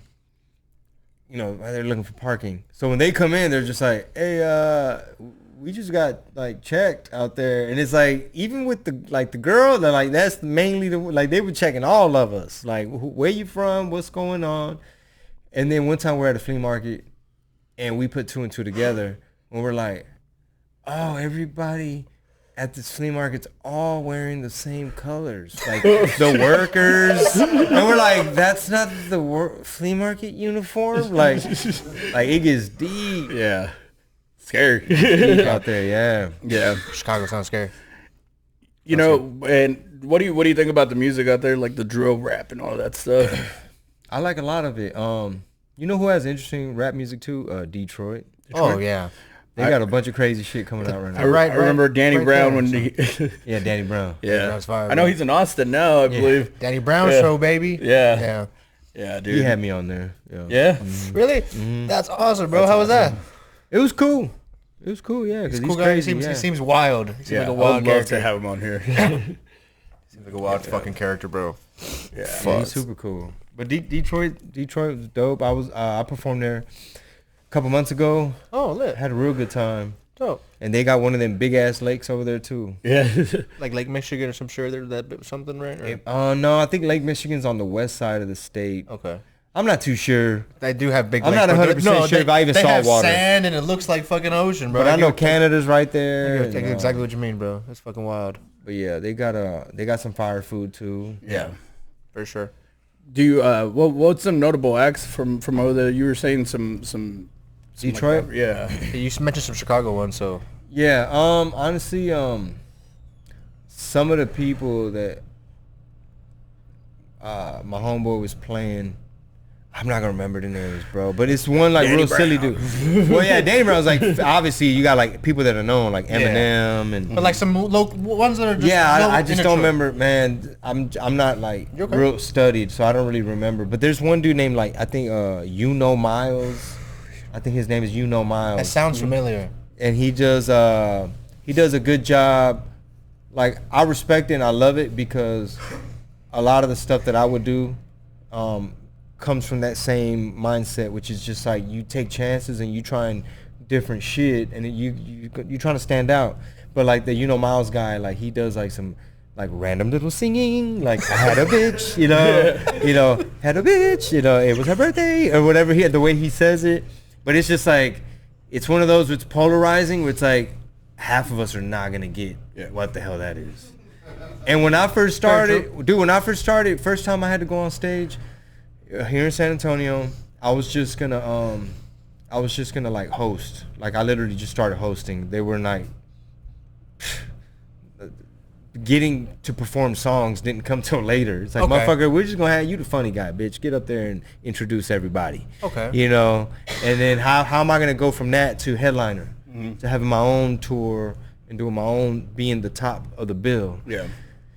A lot of steps, right? But I remember like almost throwing up mom's spaghetti in San Antonio when it was like they're not gonna get it. Like I'm like in the parking lot with my friends and like walking like, huh? And they're like, "What's wrong, Chingo?" Man, I don't think they ready, dog. And they're like, "What do you mean?" Like, yeah, you don't think I look too stupid? Because it was like college kid budget, so you're like nothing is high brand, everything's like What you could get the basic, boots yeah. was I found these at the Goodwill, or like the cowboy hat from Walmart, you're just piecing it together. And I didn't know how people were gonna receive it. Like, are you gonna get booed? And so you're just like defense mechanism, like, I kind of don't want to be ostracized socially. Something in my DNA just So I don't want to be ostracized No one, from the clan. Like, But how did you get a good accepting or? no, I mean, just from like waiting around, like I don't even remember even I did go on stage, Okay. but even just kind of interacting with people, they're like, "Oh shit, nice boots," or like, "Oh, can I get a picture?" Or That's like, dope. say, I was a young kid, so like any attention from the girls of like, "Oh, it's fucking badass," or like whatever. I was like, Oh, yeah. "Okay, I think they kind of dig it," Yeah. Oh yeah. Well, I remember you were on MTV back in the day, right? How'd you get on? Like, what got you on there? I remember it was like a little like a emerging artist type piece, I believe. Yes, sir. I'm gonna tell you all about it, but first, a message from High as Fuck Comedy and High as Fuck Podcast. Remember, make sure y'all support the shop up front. All right. Thank You need somebody trustworthy. Heard it from Chingo. And I'm gonna tell you the story how I was on MTV after this. But you want trustworthy people. You putting stuff in your body and things got batteries in it and you inhaling and you don't know what what kind of care, love, and TLC they put into the plant. And these stoners here, look at them. They know exactly. We care. They know what to recommend to get you there. Whatever you need to get you there, they're going to tell you Yeah. exactly what you need. We're trying it first. Everything up there, like you were saying, you like all the brands. We've tried everything up there. Make sure. You want to get stoned? Ask a stoner. Yeah. All right. Now, also, keep the commercial going because I'm going to take a leak. All right. Go. Say something cool. Say something. Be careful. Be careful getting down. We'll take a dab. Take it out. What do you got up there? We got Bro, those last 2 joints were fucking heavy. yeah. Fuck you. Yeah, man. Shit. Oh, So, bro. yeah, if y'all want some Wait. hemp products, come down to Danny Boy's Hempco, 8806 Bandera Road, Suite in the 105. Yeah, it's in the freezer. Yeah, man. Sorry. Whoa. Sorry, I didn't mean to interrupt you. I'm sorry. Here, we got some dabs going, bro. Ooh, bro. He has barely any water. He's like dry hits. He's a dry hitter now. No, it's got This guy's got it? water. Yeah. Hey, bro, those last 2 joints are killer, bro. Were those mine or were those yours? I don't know. They were all mixed up. Oh, it's perfect.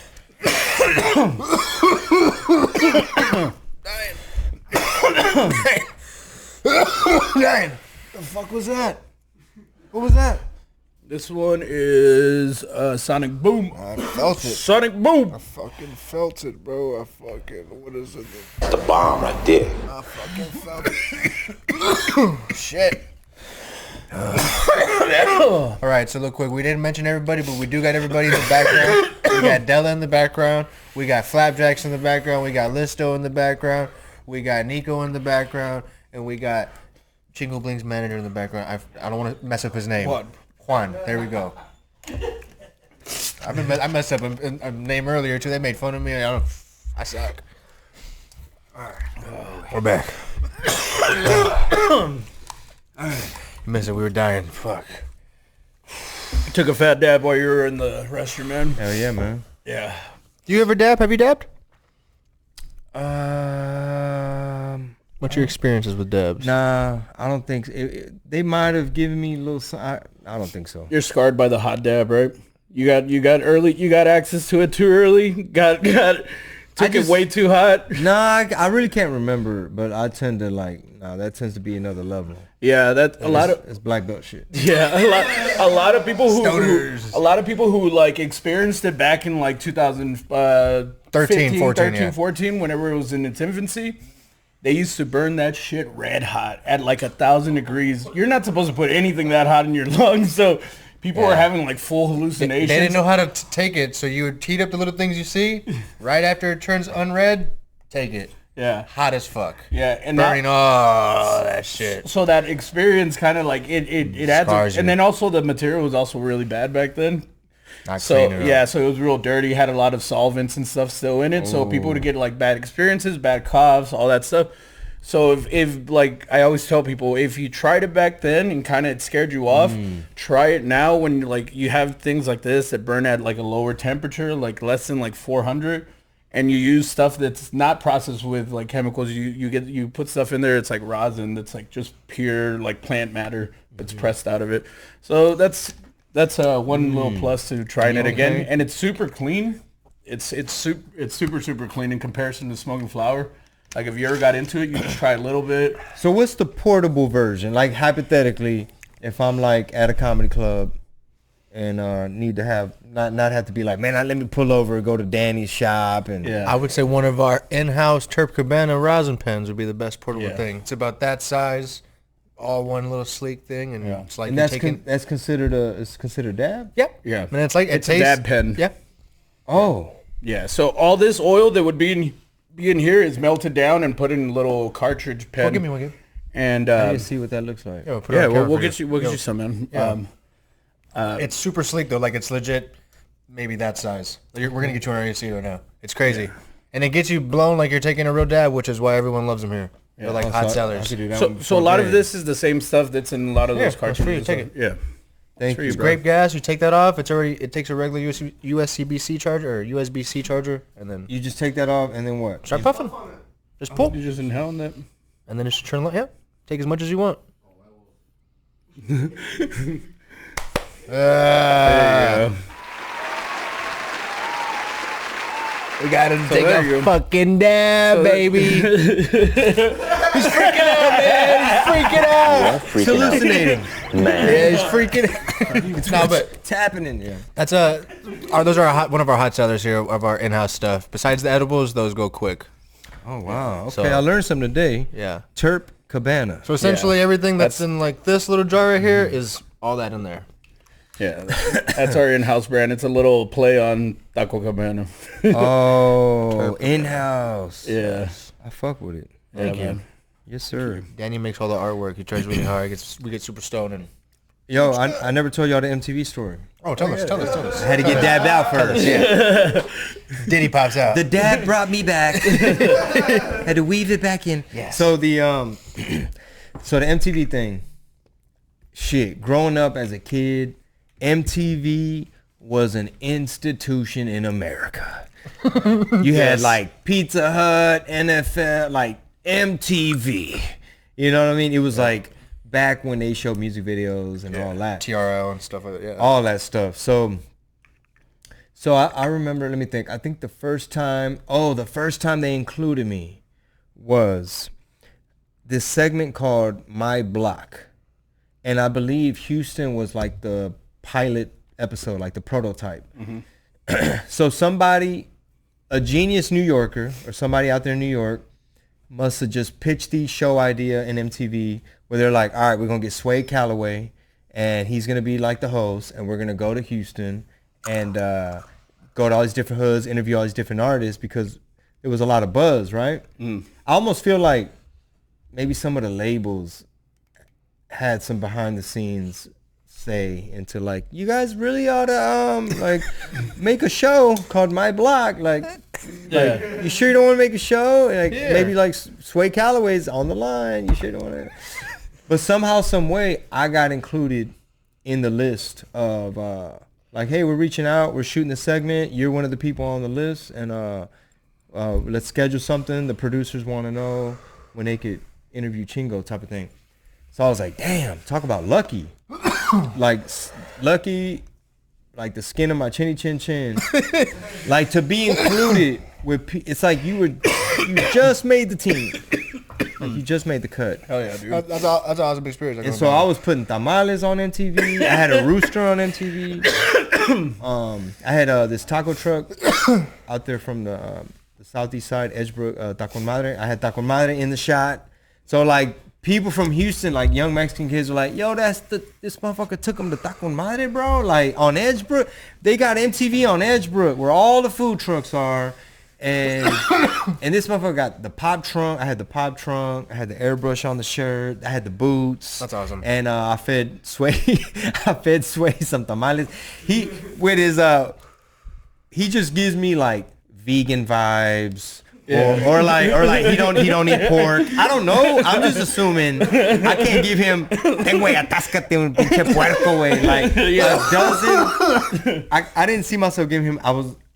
I forget if I told like whoever went and got the tamales, like, man, hey, make sure you get like chicken for Sway. Like, don't, you know. And I think I said it on MTV. I think I said something like, yeah, we got you the chicken, but like something, because I was like, I'm assuming you don't like pork, swine. You don't want no pork on your fork. And we had Cleto there. He was scared of Cleto. He's like, I ain't never touched the chicken. You know, I'm like, it's a rooster. That's funny. So it was like a glitch in the Matrix, where it's kind of like, what's happening? Like, wait, okay, so can you imagine somebody like in Middle America or New York or LA, anywhere other than Texas, just being like, what's up with their cars? And like, why do they talk like that? Or like, especially before the internet was really a big what's that in thing. their I mean, grills might have been a thing already, but yeah, like, obviously grills were already a thing. But even though I think Houston arguably probably like helped really put it on the map. Yeah. But can you imagine when they're like, okay, there's this Mike Jones guy, repeats his name, and they're probably like, oh, who's this white dude? They're like, oh shit, Paul Wall, he seems pretty nice, you know? And it's like, this fucking Chingo Bling guy, is he for real? Like, is he for real? Oh, yeah. And then when we were done filming, boom, go back to my mom's house where I lived. Oh yeah. Right around the corner. So it's like, you're on MTV, but all right, so we're done. Now what? It's like, go back to my mom's house. Hey, there's that But other part but I'm on MTV. I bet y'all motherfuckers didn't know I went right to my mom's house. Yeah. Hell yeah, dude. Right after Thought that, he went to a big ass mansion. in my candy slab. Yeah. That's fire, bro. You had a candy slab back then? I had the red Monte Carlo already Oh yeah, man. That's sick. with the pop trunk and all that. And my pop trunk, I don't know if y'all remember, but like you'd hit a button, and the trunk would open like a traditional pop trunk. But the trunk, wait a minute, there's more. The trunk was connected to the igloo, which was placed within, which also opened because they were connected by 2 chains. So not only did I pop trunk, I also popped igloo. And you had tamales right there. Hell yeah, dude.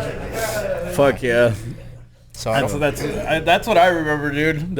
In the Matrix, I'm the glitch. I was gonna ask you, bro. So like, I don't want to like get you any beefs or make you fight with anybody, but like, who has the best tamales to you?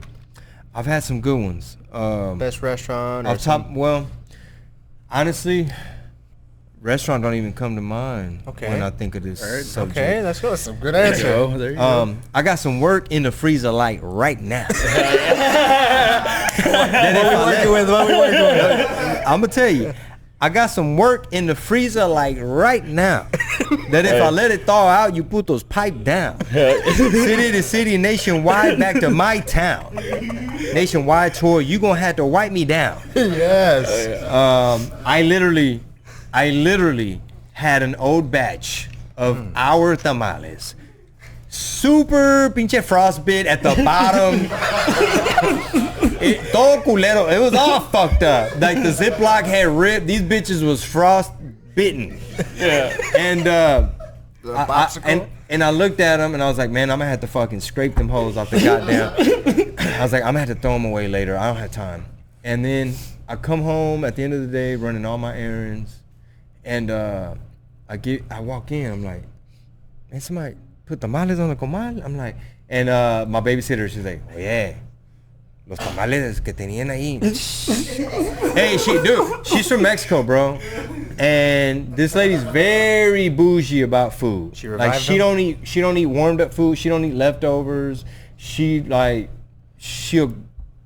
talk shit fast. Yeah. And she's like, I pulled him out, revived him like you said. I don't know if she thawed him first, and then on the comal she's like, no, si tan buenos.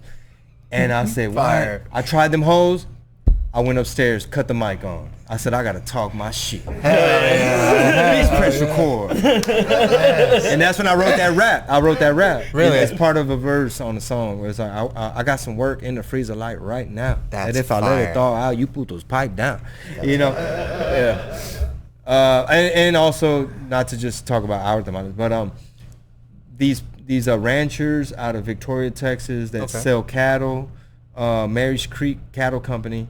I had hit them up for like some beef. I had bought some beef from them, right? And then at some point they were like, "Hey, bro, since I'm meeting up with you to give you this beef tallow, like fat, like straight beef fat, that I wanted." It's healthy. It's good for you. You know what I'm talking about? Yes. Joe Rogan has said some shit. Bitch, I do jiu-jitsu, That's his guy. bitch. I'm trying to get a stripe on my belt. And so the ranchers were like, hey, our mom made some tamales too, bro. Like, if you want, we sell them. He's like, look, they going 20 a dozen. He's like, they ain't cheap, but we know what we got. And I was like, shit, I'll be the judge of that. And yeah, his mama, yeah, man, they got it going on. Yeah, Shout them out, bro. Victoria, Texas, the cattle ranchers, bro. That's dope. My mother-in-law has some fire tamales, bro. Okay. Yeah. It's about to become that season too, bro. They're gonna, our fridge is gonna be stocked here. gonna be It's coming through. never a Hopefully a restaurant, guy- just like hopefully- you said. It's never a restaurant, man. I need to get my daughters involved. Like, I'm gonna try to pitch this idea to make it a family tradition, like with my wife, so that our daughters can like just grow up like, well, we're little. They let us like make a mess, but as we got older, it's just a good skill and everything. And tradition, Yeah, keep alive. Yeah. I know my mom's and her sisters, like whenever they get together, they like to make food together. That's like their thing that brings them kind of together, I guess. They make like a big lunch for all of them and all cook together or all cook like a separate dish and stuff like that. But speaking of tamales, bro, I wish you would bring back that show, Masa and the Power, bro. Okay. That was an awesome show, bro. I'll hit them up. I'll hit them up, see if they want to collaborate on. You know what? We were supposed to do. Shout out to Desmadre, my boys out there, Jesus and Sammy, Desmadre.com. I had been, this is before the pandemic, where we were working on a script. It was going to be like this whole like dramatic thing and this crazy concept. I even flew out there. We had a whole like weekend writing session. Motherfucking laptops was out, and I don't know what happened. The plan got discombobulated, but maybe pandemic and shit. Bill Gates fucked a pangolin. Spread his Fauci juice everywhere. Hell yeah.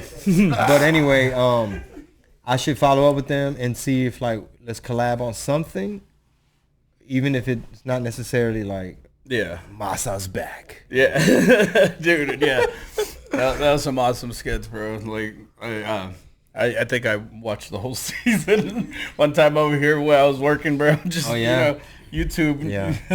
We need to show that shit to Robert Rodriguez and be like, hey, bro. Give me a budget. Come on. Here in San Antonio, bro, this is the Tamale Kingdom here, bro. They're building the Paramount studio here, bro. You get your little show. Go fund me, carnal. We're starting it. We started with a jar up front. We got you, bro. Selling your tamales, bro. We got you. Yeah. Bro, infused tamales? Fuck. That might be dangerous. Right? Because it's so good, you don't be eating it. You accidentally eat the docena. How would you do that? How would you do that? Infuse it. How many milligrams per tamal? Yeah. You got 100. Yeah, I got to do 100, bro. Make it worth it. Per tamal? Yes. Or this, we play like a game where we put one infused tamal in the bunch and take it to your family. One of these might fuck you. Good luck. Look at grandma. Where'd you put in the tamale? Hell yeah, we got to get one, dude. Spike some. Say it again. He makes infused tamales. His mom makes them allegedly, and he infuses them. They're gas, dude. I took them back for Thanksgiving for my family. I got all of them high allegedly. How many milligrams you think per tamal they had? I think he said it was like 20, I think like 25 to. Like 10. Yeah. How did he measure that, bro? Like if you have like Exactly. like wheat butter or Math. Yeah. One just got really fucked, bro. It got 250. You're like, oh fuck. You got to make sure you mix that pretty well, yeah. Yeah, I can imagine. We do that whole we do that whole breakdown of like milligrams in like a batch of something, and it's sometimes I'm like, I'm sure one of those spots is like 500 milligrams. He's like, honey, did I carry the one? Counting with your fingers, like, I think we'll be alright. Wait, did you say 330 for the batch? Or was it Per piece. Yeah, or per quarter. piece. Yeah, bro. That's funny. Yeah, that's fucking awesome, dude. You have any experience with edibles? You done edibles? Yeah, I've had Bad experiences? I've had good and bad. Give us a good and a bad. Yeah, you seem to be like, how Okay. many milligrams? Well, a bad was this one. A bad was it was like a lollipop. Oh, right? Kind of like a blow pop basically. And so you just kind of like, break off a little piece, you crunching on a little bitty piece, and it was a car show in Houston, Texas. I think it was called like Los Magnificos. I think that's what it was. And I was feeling good off this little candy, right? So I'm like chilling, I'm at my booth and saying hi to people, whatever. And then at one point, it got a little slow and we got bored, and my boy was like, hey man, let's walk around. So I'm like, all right. And we walk in, and that's when it kind of started hitting me. The shit started kicking in. Yeah. Because you had like Waka Flocka on stage, all those speakers, all the cars had speakers, every booth had speakers, and it's like concrete floor, big, empty, like convention center. Yeah. And all the sounds are fighting, clashing, echoing, and my brain is trying to synthesize it sort it out under one sound. So it sounds like I'm in a giant beehive, which is like Waka Flocka speaker is like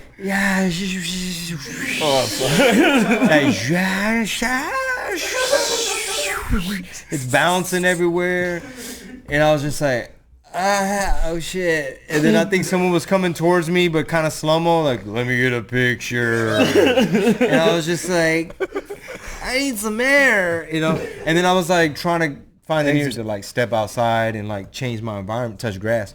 And security's like, can't go past this line. If you go past, I can't let you back in. I'm like, bro, I'm a vendor. I have a booth. I'm Chingo Bling, Tamale King, da da da da da. You never heard Mas Mais? And And finally, I'm like, fine. I just want some air at this point. So you're not gonna stop me from leaving, and like whatever, bro. So I stepped out, felt a little bit better, but yeah, it was pretty fucking trippy. Yeah. There's been a lot of times. One time I was like way high up in the building, like on some tall floor in New York, and that shit kicks in, and you just start thinking what floor you on, and then you're like, man, I would much rather be like on ground floor right now. Yeah. So it's one of those like, hey babe, can we like get some air? And it's like, how? We're like on the 64th floor. Like, like go outside. It's like at this hour, like do what? Like everything's closed. Like walk around a little bit. Yeah. And you just wait for the elevator, and it's just like, I fucking hate heights, bro. Yeah, especially when you're stoned, bro. Now I feel like I'm gonna fall off. Yeah. No. Fuck that. Yeah, I wouldn't do that, dude. But yeah, man. not safe. What was that? What was this? This is Sonic Boom, dude. But yeah, man. Sonic Boom. All right. So we're coming to the fucking closing. How are you feeling, Chingo? We appreciate you coming on. Are you high as fuck, as the title puts it? Well, when I go to bed tonight, I'm definitely gonna be high as fuck because we got a whole bunch of shows this weekend. Okay. Gotta rest the voice a little bit. Okay. And see what I'm gonna do tomorrow to relax a little bit. Maybe catch a jiu-jitsu class. Fire. Something, you know. If I can get that in, I think I'll feel pretty good. Okay. Yeah. Awesome, bro. Get a little mentally prepared, man. Hell yeah, man. We're fucking The weekend, baby. Yeah. Well, we're wrapping it up, brother. Got any plugs you want to put in where they can find you at? The usual. I'm gonna Man, have. San Antonio, I'm just excited to be here. The funnest part of the weekend is like about to start, so you know it's been fun kicking it. But like we actually get to perform finally. I feel like the boxer that's like, you know what I mean? It's like, man, we're getting in the ring, homie. It's like, nah, cuz, you know, you gotta go, you gotta weigh in and this and that. But yeah, man, just great to be back, man. Second home. It's right up the road, but I'm only here once a year, so Dope, bro. have fun. Don't miss it. We appreciate Yeah, you, man. Chingo. We appreciate everybody. We appreciate It's a y'all. home to you, man, now. So anytime you're in town, come Thank by, you dude. guys, Dude, come by, bro. Whenever. We got you, man. It's always, Yeah. It was And then awesome hanging Juve, out. thank you for like, I know y'all related, so his primo, so thank you for giving him a job, bro. Yeah, man. Hell yeah, man. Thank you, man. I got him, bro. Anything? Nah. Be safe, bitches. Awesome. No. Bye. Smoke some of this with us.